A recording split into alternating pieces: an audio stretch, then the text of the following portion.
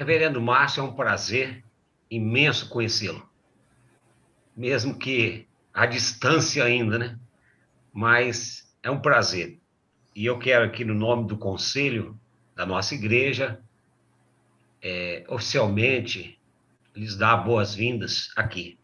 Com gratidão no coração por sua vida, por ter aceito o nosso convite prontamente para estar pregando aqui.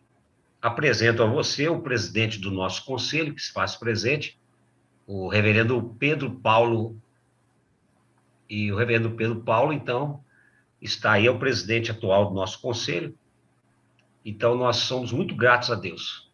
Seja bem-vindo e Deus te abençoe na palavra, Deus o use para edificar as nossas vidas e edificar a igreja aqui presente. A palavra está com o irmão. Graça e paz a todos vocês, em nome do Senhor Jesus Cristo.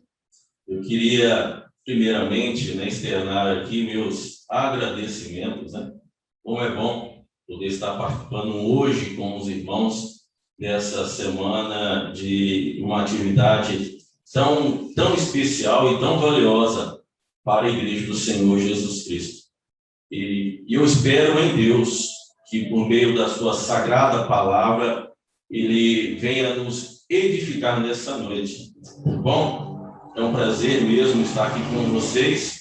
E eu quero também, apenas aproveitando a ocasião, para dizer que eu estou aqui na Igreja Presbiteriana Jardim Vitória, aqui na cidade de Belo Horizonte, desde o final do ano de 2016. Eu tive uma passagem rápida pela Igreja Presbiteriana Central de Varginha, e até então estou aqui, já inteirando quase os meus 5 anos, servindo o Senhor Jesus Cristo, aprendendo mais e mais com a sua palavra. E eu louvo a Deus porque eu tenho sido alvo da sua graça, por ter me dado o privilégio, assim como os colegas que estão aqui conosco, pastor Ângelo, pastor Pedro e o pastor Adaí, em cuidar da sua igreja, do seu rebanho. No mais, queridos irmãos, eu vou convidar vocês para o nosso texto, conforme já anunciado pelo presbítero Elias, que está no Evangelho de Jesus Cristo, mas conforme for escrito pelo evangelista Mateus, no capítulo 27, dos versos 57 a 61.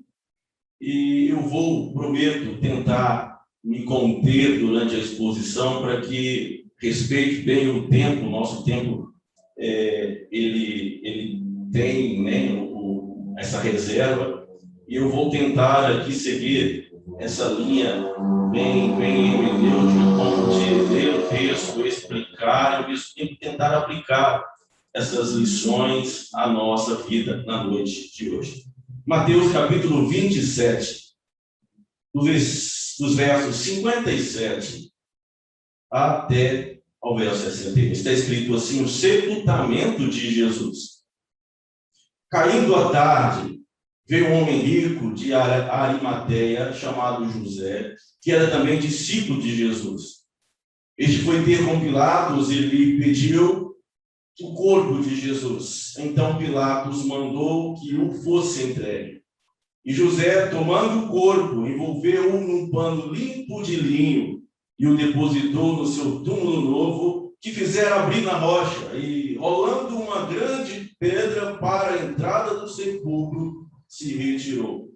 E achavam-se ali, sentadas em frente da sepultura, Maria Madalena e outra Maria. Oremos. Senhor, bendito Deus, soberano Pai do céu, de toda a eternidade, graças rendemos ao teu santo nome. Graças te rendemos, Pai, por teu Filho Jesus. Por meio dele, podemos nessa noite ter acesso ao teu trono da graça.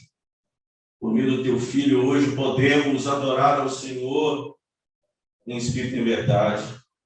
E por meio do teu Filho podemos também, Pai, ouvir a tua palavra, a tua voz, por meio desses livros sagrados, essa tua palavra que é infalível e inerrante, ela que nos alimenta, ela que nos um dia abriu o nosso entendimento mediante a ação do teu Espírito para crer e ser salvo. Eu quero rogar, Pai, para que esse mesmo Espírito bendito que habita hoje em nós nos ajude a entender a mensagem do teu Evangelho nesta noite. O nosso coração, Pai, se torne cativo à palavra que ouviremos. Que a palavra que ouviremos, ó Deus amado, seja o Senhor falando conosco. Seja o Senhor nos instruindo, trazendo direção para o nosso viver, para o nosso serviço como discípulo do Senhor. Pois assim oramos em nome de Cristo, para a glória dele. Amém. O que é ser discípulo de Jesus Cristo? Como saber se você é um verdadeiro discípulo do Senhor Jesus? É importante iniciar a mensagem hoje te apresentando essa pergunta. Até porque, meus irmãos, não é de hoje que pessoas se chegam a Cristo com outras intenções. Pessoas se chegam a Cristo sem, de fato, conhecê-lo, ou até mesmo sem saber o preço do discipulado. Eu não tenho dúvidas, amados, de que essas verdades reveladas aqui neste texto nos ajudarão, eu não tenho dúvidas, a nos definirmos como discípulos do Senhor Jesus. A verdade é que precisamos saber exatamente o que significa ser discípulo de Jesus, para que nós não nos enganemos. Eu estou dizendo isso logo no início dessa mensagem, meus irmãos, com um propósito único. O fato é que o evangelista Mateus tem como objetivo, nessa passagem, ensinar os seus leitores verdades acerca do verdadeiro discípulo de Jesus. Embora que Mateus ele seja muito sutil ao nos transmitir, por vezes, algumas mensagens. Mas eu entendo porque o objetivo central do seu evangelho não pode jamais ser dublado, que é apresentar a Jesus Cristo como o Messias prometido. O Messias prometido. Mas aqui, na passagem em tela, conforme sugerida, Jerusalém, o lugar da sepultura, aqui nesse texto, meus irmãos, 4 lições sobre o discípulo de Jesus. Porque Mateus tem a intenção de ensinar aos seus leitores. O tema da mensagem, como será agora? Verdades acerca do verdadeiro discípulo de Jesus. Esse é o tema da nossa mensagem. A primeira lição que aprendemos com esse texto é o que o discípulo, o verdadeiro discípulo, se manifesta. Se manifesta. Se você observar os versos 57 e 58, esse texto, essa perícope, diz assim: caindo à tarde, veio um homem rico de Arimateia, chamado José, que era também discípulo de Jesus. Este foi ter com Pilatos e lhe pediu o corpo de Jesus. Então Pilatos mandou-lhe que lhe fosse entregue. Quero chamar a sua atenção porque o texto começa com essa expressão, caindo à tarde. Isso significa que já se aproximava a noite. Aquela era provavelmente quase quase às 18 horas, porque Jesus havia dado o seu último brado, está consumado, às 15 horas da tarde. E então este horário nos diz, quase às 18 horas, quando José de Arimateia, um nato judeu, um grande membro do Sinédrio, neste horário, numa sexta-feira, vai até a Pilatos para pedir o corpo de Jesus daquela cruz, meus irmãos. Mas quero ainda chamar a sua atenção para o motivo de José ter ido procurar Pilatos àquele horário. Aquele horário. Por quê? José foi procurar Pilatos naquele horário. Eu não tenho dúvidas, meus irmãos, que há aqui uma razão correta, reveladora, conforme está escrito lá no livro de Deuteronômio, capítulo 21, versos 22 e 23. Porque, de acordo com os costumes judaicos, o corpo de um judeu não poderia permanecer na cruz ou pendurado em uma árvore durante a noite. Porque lá em Deuteronômio 21, versos 22 e 23, está escrito assim: se alguém houver pecado, passível da pena de morte, e tiver sido morto, e o pendurares no madeiro, seu cadáver não permanecerá no madeiro durante a noite, mas certamente o enterrarás no mesmo dia, porquanto o que for pendurado no madeiro é maldito de Deus. Esse texto nos revela o contexto de onde aqueles judeus que eram rebeldes, eles deveriam ser mortos, ser apedrejados, e logo após eles eram pendurados em uma árvore. Mas vejam aqui um eco muito interessante, porque não foi isso que o apóstolo Paulo falou em Gálatas, capítulo 3, o verso 3, que Jesus ele se fez maldito de Deus, foi pendurado em um madeiro para salvar o seu povo.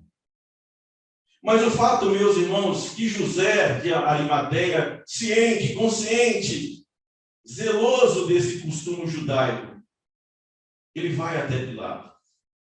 Porque o costume romano, aquele contexto, era deixar o corpo dos criminosos crucificados, pendurados, totalmente à vista de todos, até apodrecerem. Mas vejam, mas haviam exceções, porque alguns dos crucificados ou condenados por Roma poderiam ser enterrados com a permissão do imperador. Isso poderia ser, sim, possível quando os familiares ou amigos íntimos pedissem ao imperador para realizar o enterro dos seus queridos. Mas havia uma exceção, porque no caso de condenação por alta traição, o imperador jamais daria essa autorização. Mas ainda é importante destacar aqui que é preciso ter em mente que os discípulos, neste momento, haviam fugido, haviam desaparecido, eles haviam se escondido diante de tudo aquilo que havia acontecido. Está lá em Mateus, capítulo 26, o verso 56. Mas é nessa altura que José de Arimateia entra em cena, e a pergunta que surge, quem ele era? Há uma informação muito importante, conforme registrado pelo evangelista João, no capítulo 19 do seu evangelho, do verso 38, que diz assim: depois disso, José de Arimateia, que era discípulo de Jesus, ainda que ocultamente, pelo receio de que tinha dos judeus, rogou a Pilatos que lhe permitisse tirar o corpo de Jesus. O texto está dizendo que ele havia sido até então um discípulo secreto de Jesus. Às vezes a gente usa alguns termos, né, como para brincar, e certamente você já declarou uma expressão como essa: olha, fulano é um crente 007, um crente é um agente secreto de Jesus.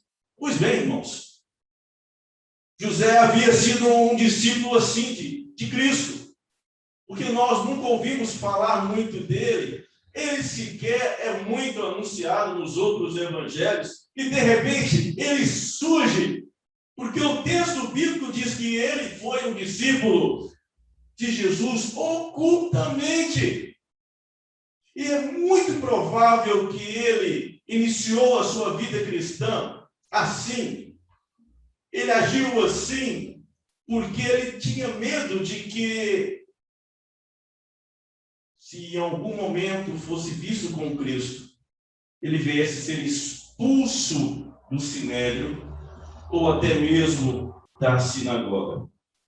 Mas ainda é interessante destacar algo a respeito de José de Arimateia, porque os outros evangelistas, Lucas, no capítulo 23, no verso 51, e Marcos, no capítulo 15, o verso 43, nos revelam que José era um homem bom, era um homem justo, era um homem que, embora fosse um grande nome do sinédrio, ele não concordou com o veredito, com a armação que foi feita para condenar a Jesus ali no sinédrio.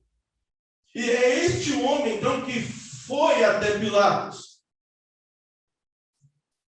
Interessante, irmãos, porque só agora esse homem se torna muito corajoso.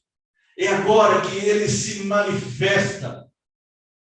E convenhamos, foi um ato ousado de sua parte pedir o corpo de Jesus Cristo, meus irmãos. Olha Marcos capítulo 15, o verso 43, porque ele não era mesmo amigo íntimo, como os demais apóstolos, os 11 discípulos que andavam com Cristo. Ele não era mesmo sequer um irmão de Jesus, um parente de Jesus. Mas ele foi ousado em ir a Pilatos e pedir o corpo de Cristo, até porque os colegas do sinédrio, por fim, descobririam que ele era um fiel discípulo de Cristo. Olha uma aplicação para nós, rapidamente. Você tem se posicionado a favor de Cristo como um discípulo de Cristo? Até porque esse termo, ser discípulo de Cristo, precisa ser muito bem conceituado. Que ultimamente muita gente é discípulo de Cristo, mas sequer conhecem a Ele, sequer conhecem a sua palavra, sequer obedecem a sua voz, não é mesmo? Mas aqui está diante de nós um homem que deu início à sua vida cristã, por vezes temoroso, com medo de ser reconhecido como um discípulo de Cristo, mas de repente, em meio a esse cenário de escuridão, Cristo crucificado, morto, Filho de Deus, em meio a esse cenário caótico, onde os 11 haviam sumido, a luz brota de dentro do coração deste homem chamado José de Arimateia. Ele se manifesta, ele se posiciona como crente, como servo do Filho de Deus. Mas há ainda no texto uma segunda lição que nos ensina, meus irmãos, uma outra verdade acerca do verdadeiro discípulo de Jesus. Com isso aprendemos que o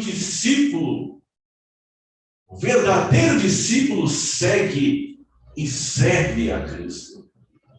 Vejam aí os versos 55 e 61. Eu quero chamar a sua atenção para essa expressão literária usada aqui no texto pelo evangelista Mateus, quando, ainda se referindo a José de Arimateia, ele escreveu a seguinte expressão: era também discípulo de Jesus. Verso 57.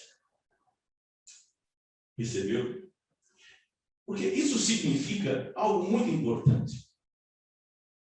Porque Mateus aqui, ao dizer, era também Arimateia, discípulo de Jesus, significa que Mateus estava aqui pensando também em outros discípulos. Quem seriam esses outros discípulos? Basta que nós olhemos para o contexto onde essa passagem está inserida. Vejam os versos 55, e logo o verso 61. Estavam ali muitas mulheres observando de longe. Eram as que vinham seguindo a Jesus desde a Galileia para o servir. E entre elas estavam Maria Madalena, mãe de Tiago, de José e a mulher de Zebedeu. Agora o verso 61. E achavam-se ali sentadas em frente à sepultura Maria Madalena e outra Maria. É interessante porque agora o contexto ele se volta para as mulheres. A cena é delas. Porque há aqui uma ênfase sobre elas na nossa passagem, meus irmãos.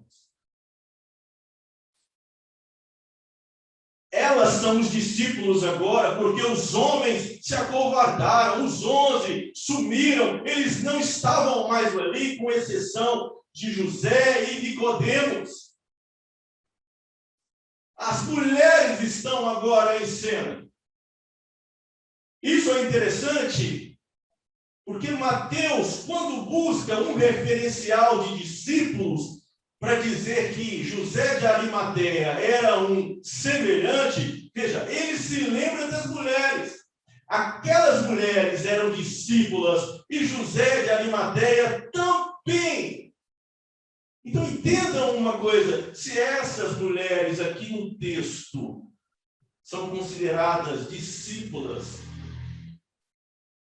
pelo evangelista Mateus, então podemos aprender mais um pouco aqui, meus irmãos, com essas mulheres, o que é ser discípulo de Cristo Jesus.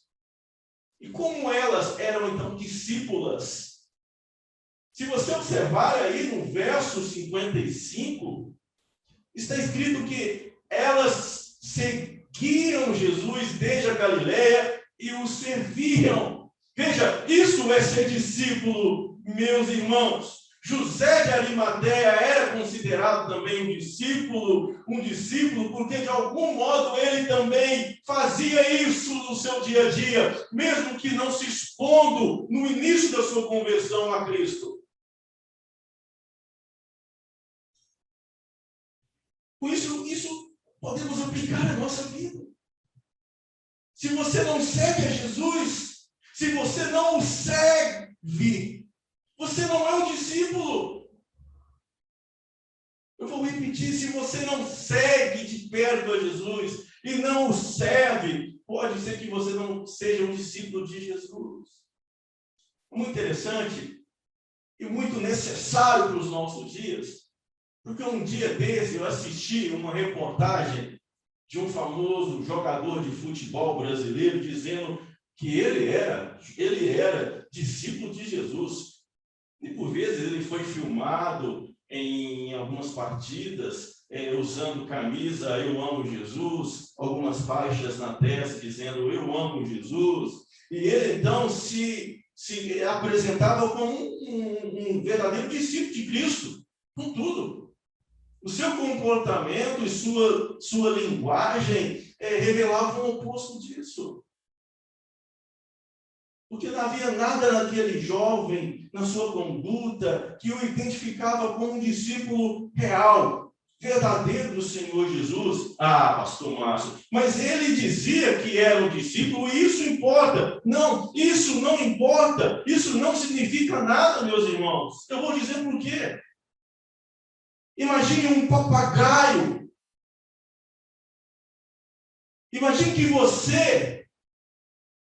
Imagine você, um papagaio, diga que ele é a ovelha.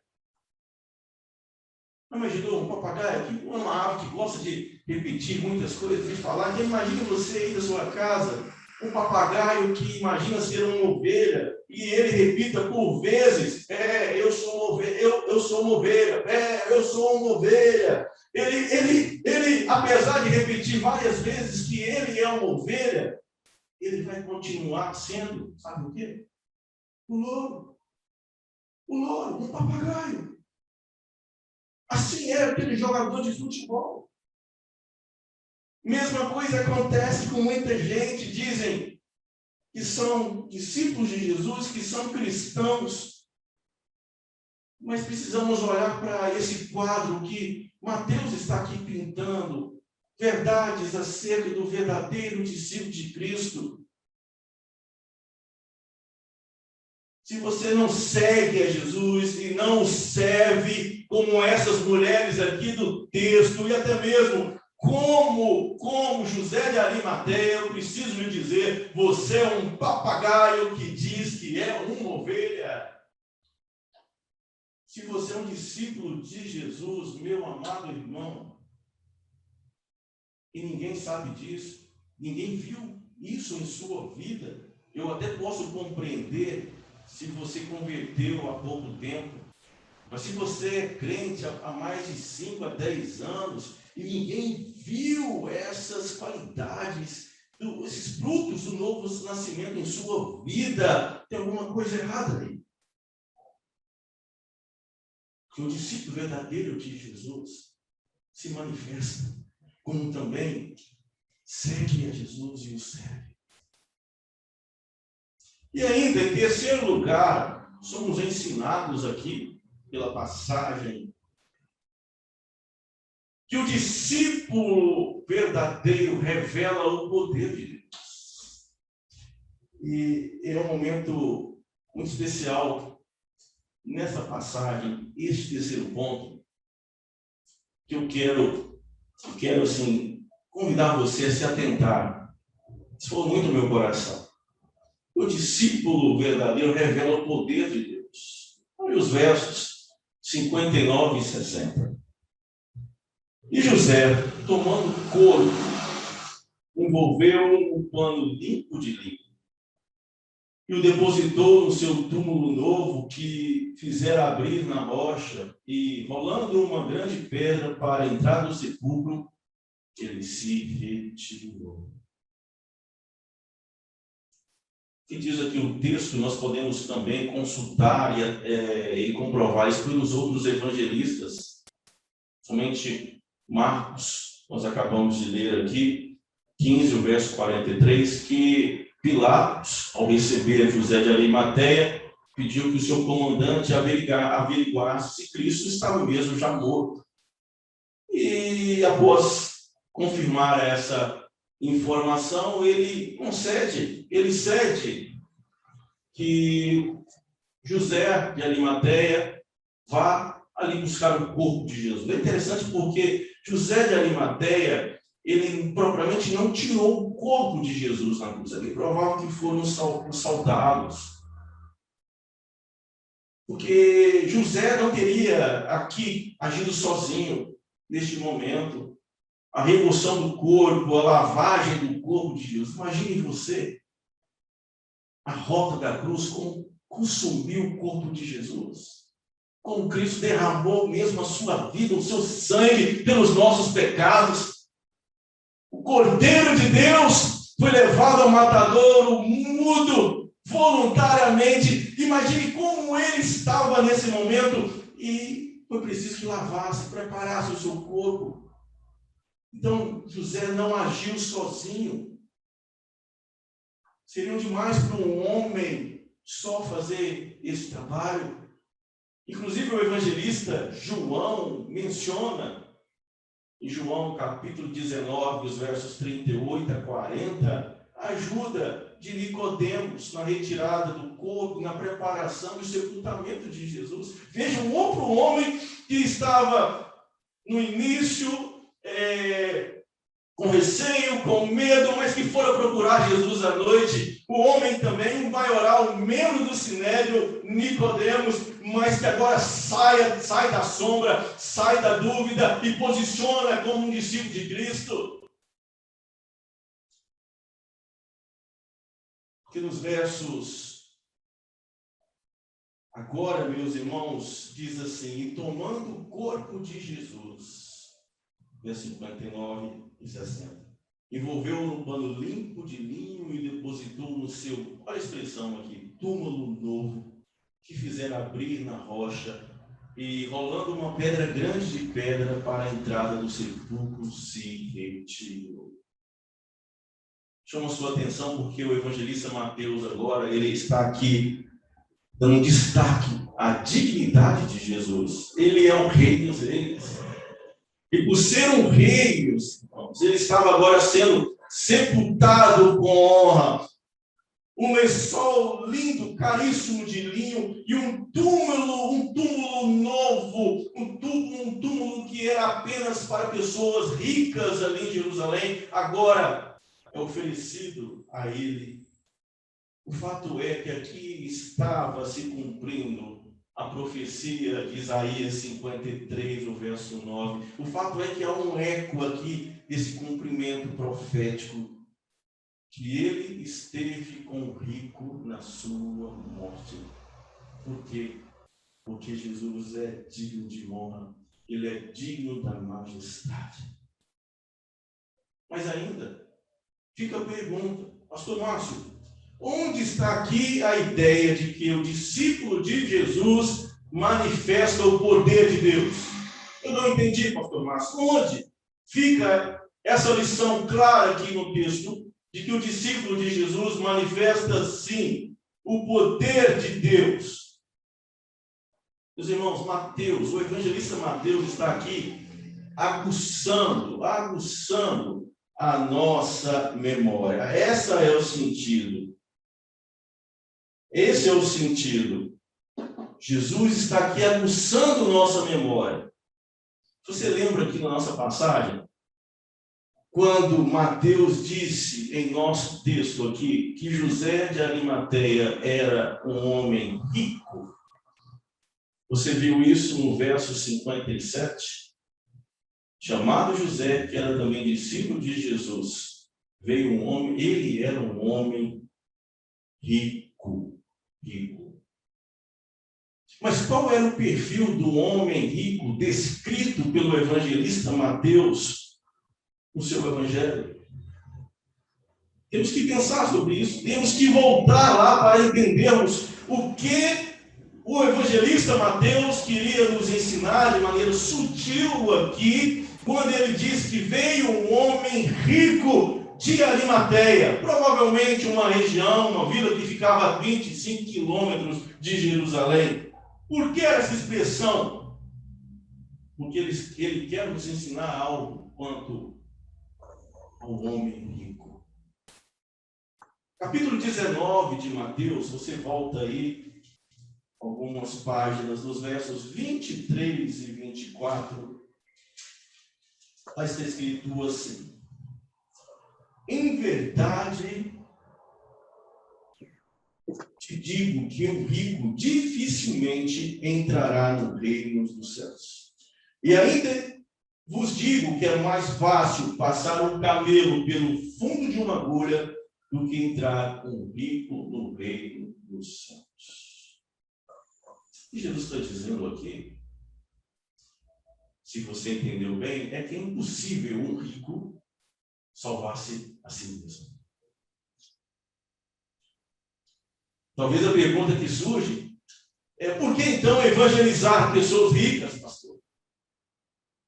E Jesus está dizendo que dificilmente um rico entrará no seu reino, porque é mais fácil um camelo passar pelo fundo de uma agulha do que entrar no seu reino. Talvez também essa seja a sua dúvida, assim como fora dos discípulos, que tiveram aqui, neste momento, a mesma impressão, pois declararam no verso 25, sendo assim, quem pode ser salvo? Sendo assim, quem pode ser salvo? Mas vejam aqui, que Jesus, fitando os olhos neles de um olhar, disse-lhes: isto é impossível aos homens, mas para Deus tudo é impossível. Irmãos, eu vibro com essa expressão de Cristo. Mateus aqui, ele faz com que nós possamos olhar para o brilho dos olhos de Jesus Cristo. Porque nesse momento aqui, nesse momento de Mateus 19, 26, ele para de contar essa história aqui e aguarda. Porque ele vai nos mostrar agora no capítulo 27, no verso 57, que para Deus tudo é possível. Tudo para Deus é possível. Tudo. Inclusive, um rico ser convertido.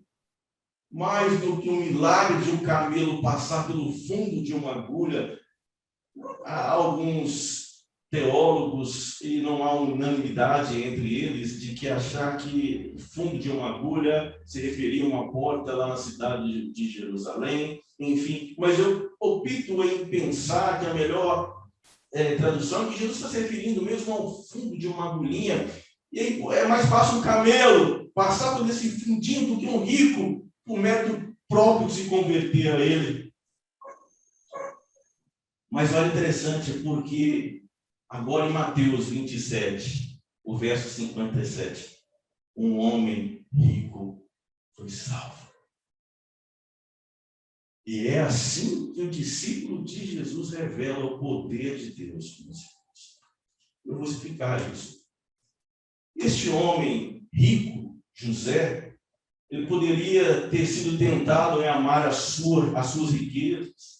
Ele poderia ter sido tentado a fazer como fora assim Nicodemos, a deixar Jesus, como um jovem rico que não quis seguir a Jesus. Mas vejam, este homem,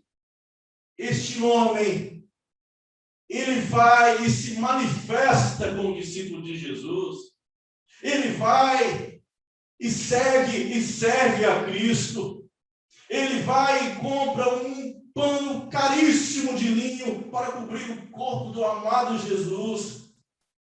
Ele vai e dar o seu túmulo caríssimo, nunca usado, para acolher a Cristo Jesus. Vejam, um homem rico sendo salvo pelo poder de Deus. É assim que ele mostra o poder de Deus na sua vida, meus irmãos. Um discípulo mostra o poder de Deus na sua vida quando ele crê de fato, de verdade em Jesus Cristo. Quando ele mostra que a sua vida foi transformada pela sua fé no Cristo ressurreto. E ele então é outra pessoa, é uma nova criatura. Você é um discípulo de Jesus? É possível ver o poder de Deus em você? Eu lembro bem do meu primeiro ano de pastorado, quando eu voltei à minha terra natal, conforme dito aqui pelo próprio presbítero Elias, na cidade de Timóteo. Eu sou natural dali, meus irmãos residam ali, é uma cidade que eu amo muito, irmãos que eu também amo muito ali naquela cidade, que servem ao Senhor Jesus, ali naquela região. Eu lembro bem, em uma ocasião, quando eu voltei ali naquela cidade, ainda dando os primeiros passos no ministério pastoral, quando eu encontrei com um amigo de infância, e ele diz assim: quem diria, Marcinho, assim me chamou, né, que você seria um pastor? Quem diria, Marcinho? Eu esperava que qualquer um fosse um dia, quem sabe, pastor, mas você é um pastor? Quem diria, Marcinho? Meus irmãos, é porque essa pessoa não conhecia o poder de Deus. É isso que o poder de Deus faz. É isso que o poder de Deus executa. É por isso que eu pergunto ainda: vocês acham que só os ricos que precisam do poder de Deus para entrar no seu reino? Embora o contexto de Mateus 19, se refere aos ricos, porque o contexto lhe impõe que Jesus estava se referindo aos ricos. Você acha que os camelos dos pobres são menores? Não, não. Em Romanos capítulo 1, verso 16, Paulo escreveu assim: não me vergonhe do evangelho, porque é o poder de Deus para a salvação de todos os ricos. Não, mas é o poder de Deus para a salvação de todo o que crê, meus irmãos. Foi preciso o poder de Deus para sermos salvos. Foi preciso que o poder de Deus alcançasse José de Arimateia. Foi preciso que o poder de Deus convertesse o coração deste homem, abrindo os seus olhos espirituais para crer que Jesus era mesmo o Messias prometido, o Filho de Deus. Entenda uma coisa nessa noite: você foi salvo porque Deus, Ele foi poderoso em sua vida. Porque sem o poder de Deus é impossível o homem por si mesmo crer nele como Senhor e Salvador.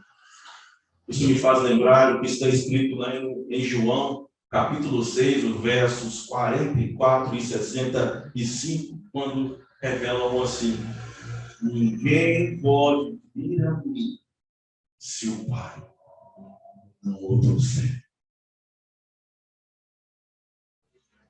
O pecador que se torna discípulo de Jesus por meio da fé, algo acontece. Ele manifesta o poder de Deus na sua vida. Porque pela fé, ele é transformado. Pela fé, ele passa a viver assim como viveu José de Arimateia. Ele se manifesta diante de um mundo contra a sua fé. Ele serve a Jesus de perto. Assim também como essas mulheres. Por isso revelam o poder de Deus em seu viver. E por fim, meus irmãos, uma quarta e última lição, porque somos ensinados aqui. Não poderia deixar essa última lição conforme dada a nós pelas Escrituras.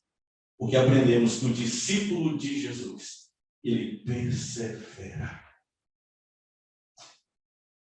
O verso 61 está escrito assim: achavam-se ali sentadas em frente da sepultura Maria Madalena e outra Maria. Talvez a pergunta que você faz aí da sua casa hoje é: onde está a perseverança aqui, pastor Márcio? Quero chamar ainda a sua atenção para um contraste sutil que o evangelista Mateus faz aqui com o finalzinho do verso 60 com o verso 61. Essa forma literária que o evangelista Mateus usa aqui no seu evangelho, ela é, assim, fantástica e ao mesmo tempo desafiadora, porque por vezes ele não quer trazer nenhum dano, nenhuma nuvem quanto à centralidade do seu evangelho, que é ensinar que Jesus Cristo é mesmo o Messias prometido. Mas em contrapartida, mantendo a temática do seu evangelho, Mateus ele nos dá algumas lições que são sutis. E perceba agora o contraste aqui sutil em o final do verso 60 e o verso 61, que diz assim, o verso 60, no final: e rolando uma grande pedra para a entrada do sepulcro, se retirou dali. Percebeu isso? E no verso 61 está escrito: achavam-se ali, sentadas em frente ao sepulcro, Maria Madalena e outra Maria.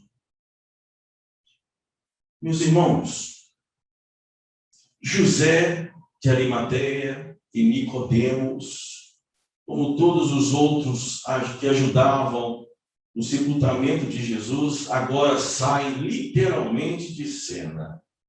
Eu fico imaginando que é como o evangelista Mateus estivesse fazendo como essa câmera diante de mim. Ele, de repente, tira o foco de José, de Nicodemos, e coloca agora na pessoa aquelas duas mulheres.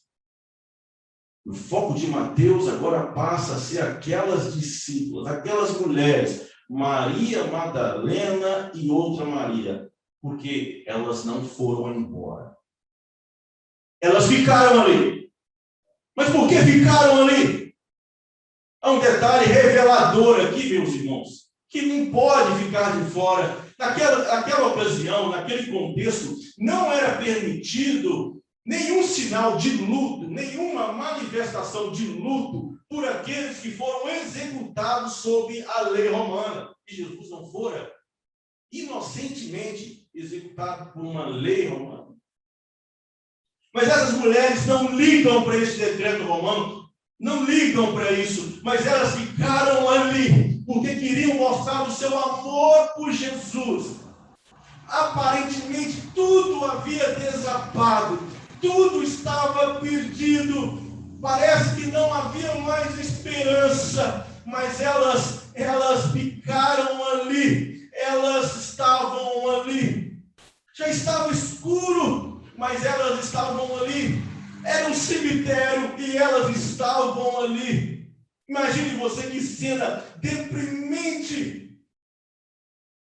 Nós não sabemos até que horas elas ficaram ali naquele cemitério, em frente àquele sepulcro que guardava o corpo santo, bendito do Senhor Jesus Cristo, aguardando o terceiro dia para ressuscitar, para triunfar da morte. Mas nós sabemos que elas ficaram ali por muito tempo.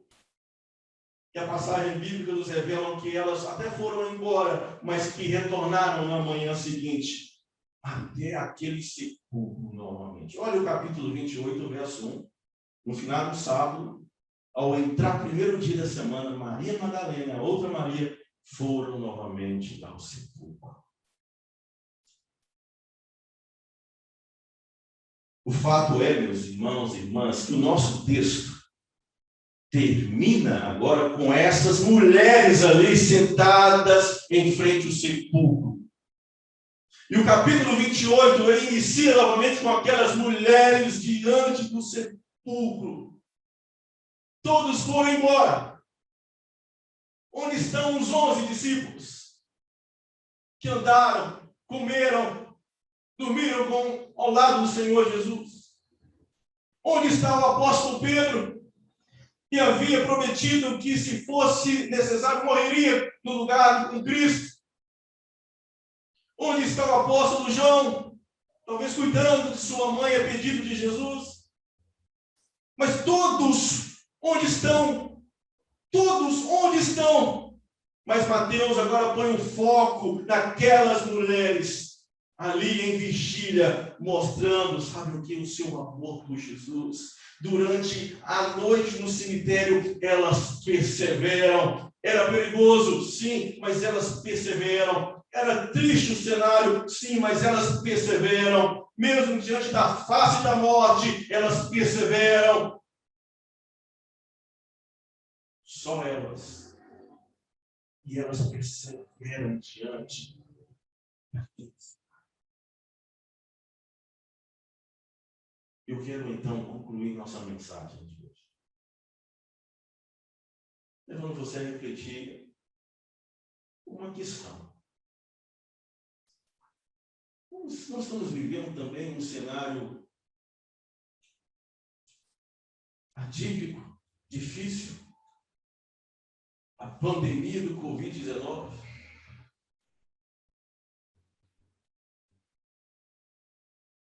E tristemente tem ceifado a vida até de pessoas próximas, pessoas queridas.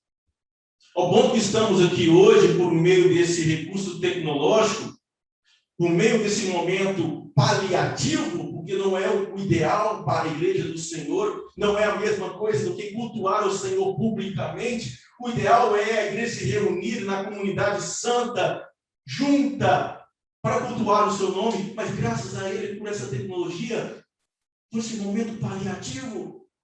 Mas diante desse cenário caótico, incerto, perigoso, Qual tem sido a sua atitude, o seu comportamento? Lembre-se aqui que os discípulos verdadeiros de Jesus, eles perseveram até o fim, porque eles estão crendo, eles creem no seu Redentor, eles creem naquele que vive.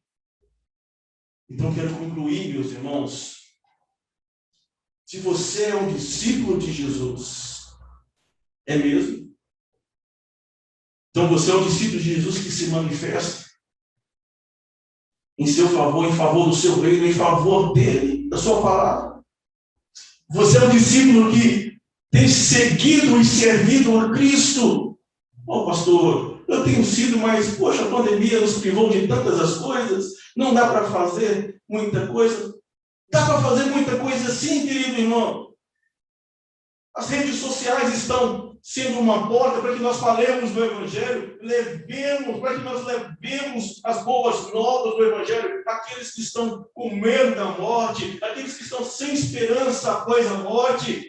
Nunca as pessoas no nosso tempo estiveram tão abertas a ouvir a mensagem de conforto, de paz. Então, não perca a oportunidade de seguir a Jesus, de conhecê-lo mais, mas também de servir a Ele, de falar dele às outras pessoas.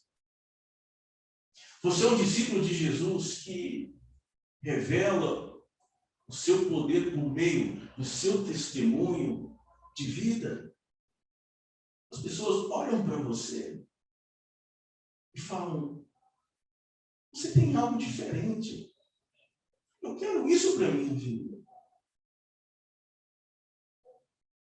Você é um discípulo de Jesus que persevera, mesmo em cenários difíceis, mesmo no lugar da morte, da escuridão. Meus irmãos, essa mensagem nos convida, na noite de hoje, a se posicionarmos como discípulos verdadeiros do Senhor Jesus. Se é que somos, e somos, eu creio. Porque no mundo evangélico hoje, todo mundo é discípulo do Senhor Jesus. Mas o evangelista Mateus aqui, por meio desse texto, ele nos dá esse retrato agora no final, com aquelas mulheres sentadas ali no final, em frente ao sepulcro.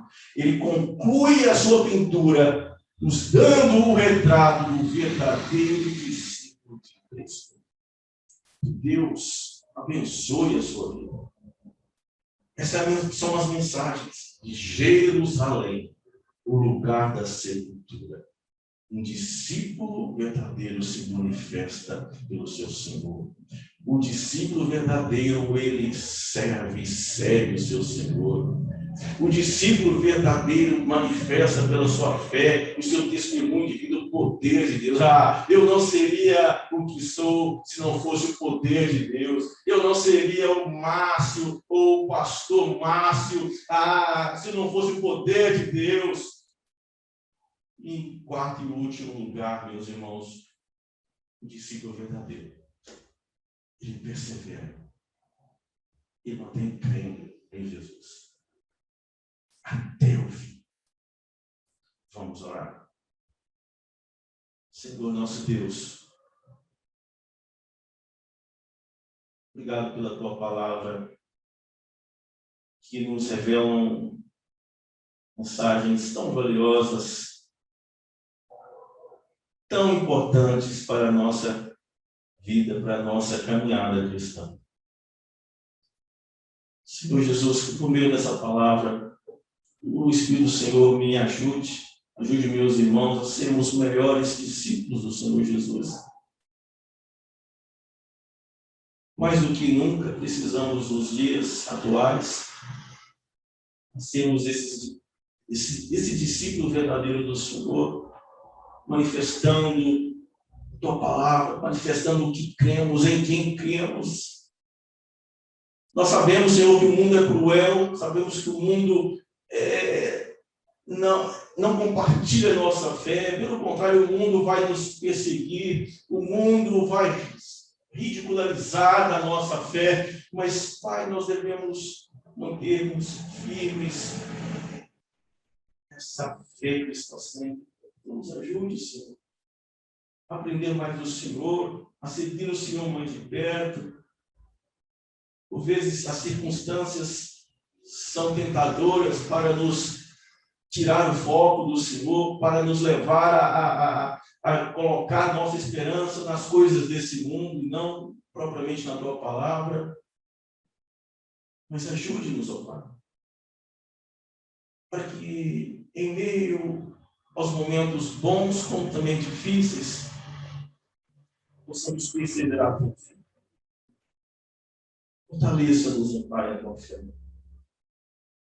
Ao terminar esse momento hoje, tenhamos uma certeza, uma única certeza no nosso coração, de que somos verdadeiramente discípulos do Senhor. E oramos o nome dele, nosso Senhor, Cristo Jesus, o autor da nossa fé, por meio do seu brado naquela cruz, nos comprou para si com o seu precioso sangue. Amém. E amém. A palavra está com o presbítero Elias.